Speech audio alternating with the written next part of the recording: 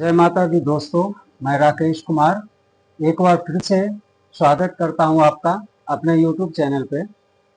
दोस्तों, आज हम ज्योतिष का एक महत्वपूर्ण ही विषय जिसे गोचर या ग्रहों का राशि परिवर्तन कहते हैं, इसके बारे में बात करेंगे कि कैसे ये ग्रहों का राशि परिवर्तन हमारे कुंडली पर असर डालता है और क्या एक लग्न वाले के लिए या एक राशि वाले लोगों के लिए किसी खास ग्रह का गोचर समान फल देता है या अलग फल देता है।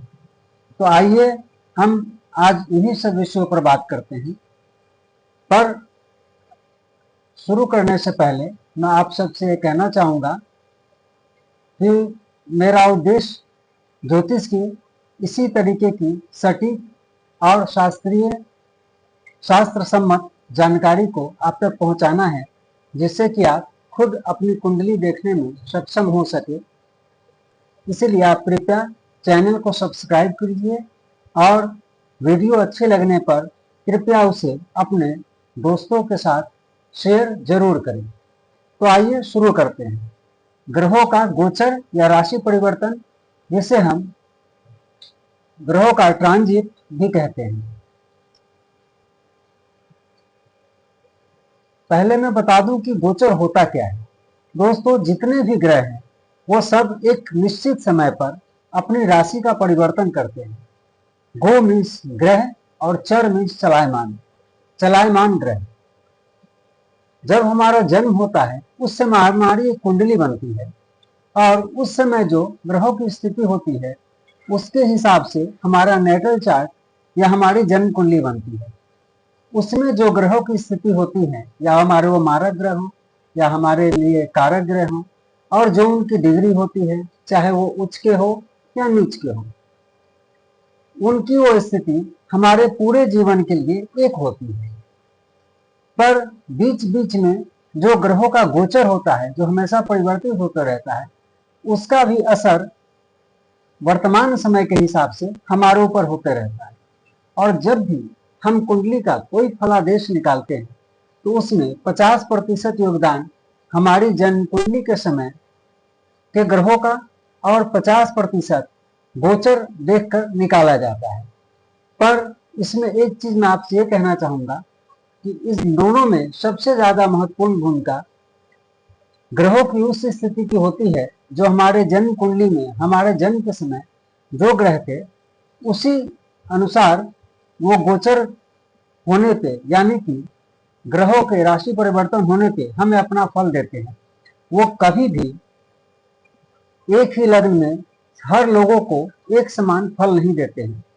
जैसे मैं आपको बता रहा हूं, ये मेष लग्न की कुंडली है और इसमें अगर बृहस्पति ग्रह का गोचर होता है, लेकिन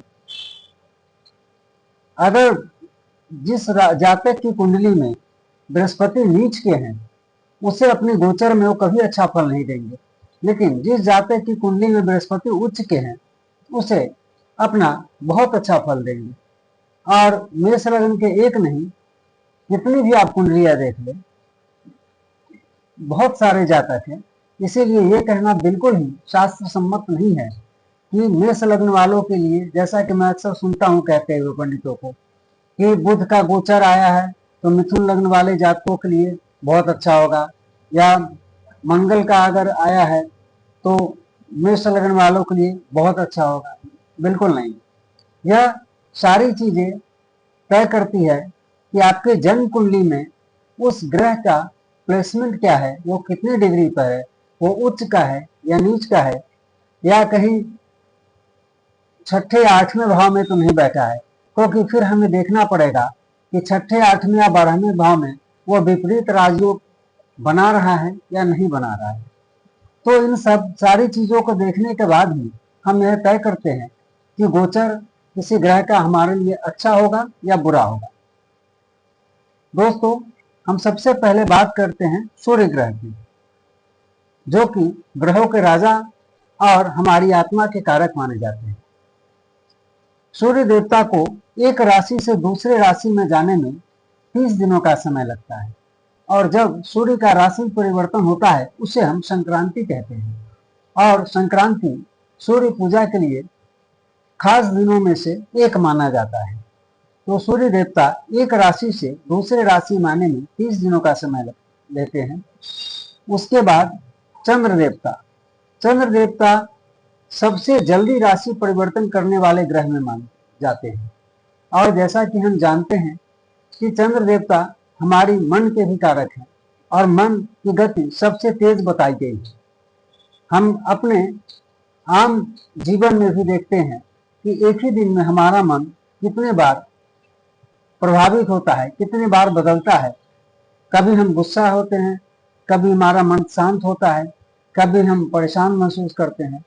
अलग अलग समय पे एक ही दिन में कितने बार हमारा मन बदलता है।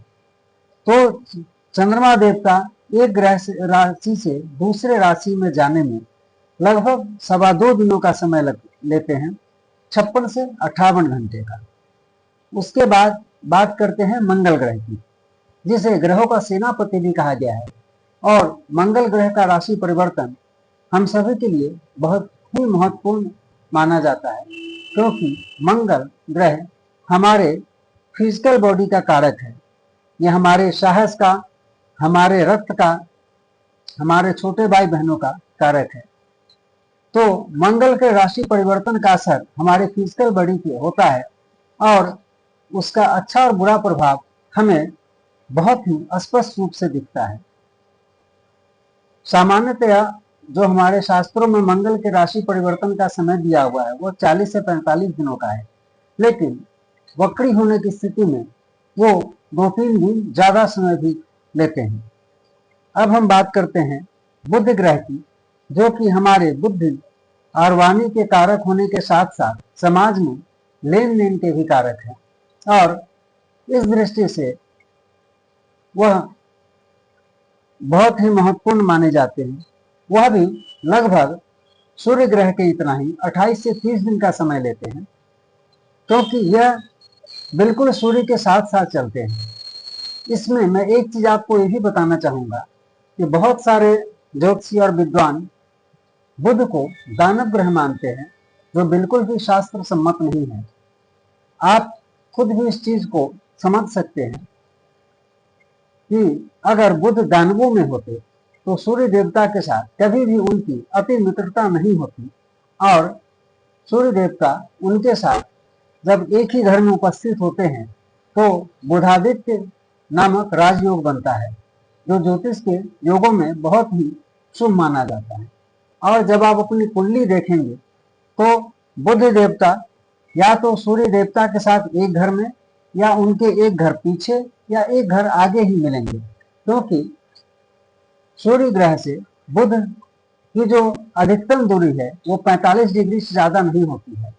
इसीलिए अगर आपकी कुंडली में बुध देवता सूर्य देवता से एक घर से आगे या पीछे से ज्यादा दूरी पे है, जैसे कि अगर सूर्य देवता 1 नंबर में है लेकिन अगर बुध 4थे नंबर में या 10वें नंबर में एक घर से ज्यादा की दूरी पे है, इसका मतलब कि आपकी कुंडली सही नहीं बनी हुई है।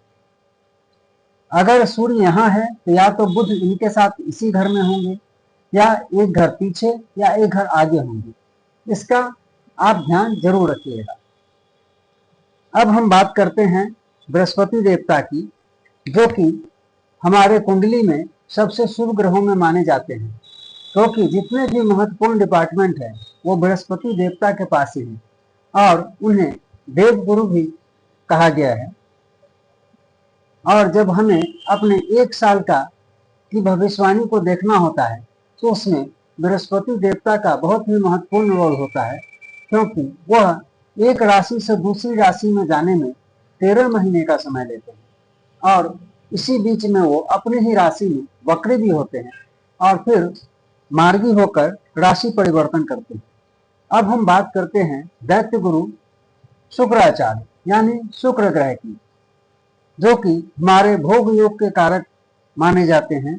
जितने तरीके की भी भोग योग की वस्तुएं हैं वो सब शुक्र देवता के अधीन मानी जाती है। और शुक्र ग्रह एक राशि से दूसरी राशि में 40 से 45 दिनों का समय लगते हैं। अब हम बात करते हैं हमारे कुंडली के सबसे धीमे चलने वाले, सबसे धीमे राशि परिवर्तन करने वाले ग्रह शनि ग्रह की, जो कि एक कुंडली में एक राशि से अगर फिर चलकर दोबारा उन्हें इसी राशि में आना हो तो 30 साल का समय लेते हैं, और एक राशि से दूसरी राशि में जाने में 2.5 साल का समय लेते हैं। और इस प्रकार वो हमारी कुंडली में सबसे ज्यादा दिनों में राशि परिवर्तन करने वाले ग्रह माने जाते हैं। अब राहु ग्रह और केतु ग्रह, ये दोनों सदैव वक्री चलते हैं और एक राशि से दूसरी राशि में जाने में 18 महीने का समय लेते हैं। अब मैं आपको दोस्तों, जो एक बहुत ही बड़ी भ्रम की स्थिति लोगों ने फैला रखी है, जो गलत है और शास्त्र सम्मत भी नहीं है, कि कोई भी ग्रह का राशि परिवर्तन समान लग्न वालों के लिए समान होगा और उनके लिए फायदेमंद भी होगा या नुकसानदेह ही होगा। मैं आपको बताता हूं, अगर ये जैसे मेष लग्न की कुंडली है और किसी के मंगल अगर चौथे घर में नीच के बैठे हैं और किसी के मंगल अगर 10वें घर में उच्च के होके बैठे हैं, तो वो कभी भी उसे समान फल नहीं देंगे, क्योंकि चौथी राशि में मंगल नीच के होके उस कुंडली के लिए मारक बन जाएंगे और इसी लग्न के लिए वो उच्च के होके उसे अच्छा फल देंगे। साथ ही साथ अगर कोई ग्रह, मान लीजिए यहाँ बृहस्पति ग्रह लग्न में आपके हैं और वह 5 डिग्री के साथ बैठे हुए हैं, तो उनका अंश बल जब आपका गोचर आएगा तो 5 डिग्री का ही फल देगा। भले ही गोचर में बृहस्पति ग्रह 15 डिग्री के साथ भ्रमण कर रहे हैं, लेकिन आपको अपनी जन्म कुंडली के हिसाब से 5 डिग्री का ही फल मिलेगा। इसीलिए यह जो बहुत बड़ी गलतफहमी फैली हुई है कि लोग एक ग्रह को सभी कुंडली पर उसके परिणाम को एक समान लागू करते हैं, ऐसा नहीं है। आप किसी भी ग्रह का राशि परिवर्तन होने पर उसका प्रभाव अब मेरे बताए तरीके से देखकर खुद आजमा सकते हैं कि आपको उसका क्या प्रभाव मिल रहा है। दूसरी बात कि हमारे कुंडली में मारक ग्रह और कारक ग्रह होते हैं, जिसमें मारक ग्रह कभी कारक नहीं हो सकते, पर प्लेसमेंट के हिसाब से हमारे कारक ग्रह मारक हो सकते हैं। इसीलिए जब आप अब अपनी कुंडली का विश्लेषण करने बैठेंगे या ग्रहों के राशि परिवर्तन को देखेंगे, तो सबसे पहले आप देखिए कि आपकी कुंडली में उस ग्रह की क्या स्थिति है। तो दोस्तों, आज के लिए इतना ही। अगले वीडियो में फिर एक महत्वपूर्ण जानकारी के साथ उपस्थित होऊंगा। धन्यवाद।